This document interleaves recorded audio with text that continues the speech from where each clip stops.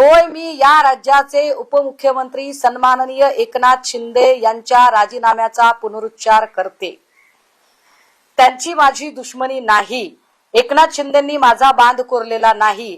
त्यांनी माझ्या केळी नारळीच्या बागा तोडलेल्या नाहीत। एकनाथ शिंदेंच्या बद्दल मला सहानुभूती आहे, परंतु माझा सरळ साधा मुद्दा आहे की जर एखाद्या ठिकाणी मंत्रिपदाच्या प्रिव्हिलेजमुळे एखादी व्यक्ती वाचत असेल तर त्यांचे राजीनामे झाले पाहिजेत, असंच आपण म्हणत आलो ना। महाविकास आघाडीच्या लोकांनी हसत हसत राजीनामे दिले। विलासरावजींनी बॉम्बस्फोटानंतर दिला होता, आर पाटील साहेबांनी एका छोट्या स्टेटमेंट नंतर दिलेला होता, अनिल देशमुख साहेबांनी चौकशी चालू असताना दिला होता। त्याने काय फरक पडतोय? श्रीमती अंधारेंना सांगतो की आदरणीय शिंदे साहेबांचा आणि प्रकाश शिंदे साहेबांचा दुरान्वयानंही या प्रकरणाशी कसलाही संबंध नाही।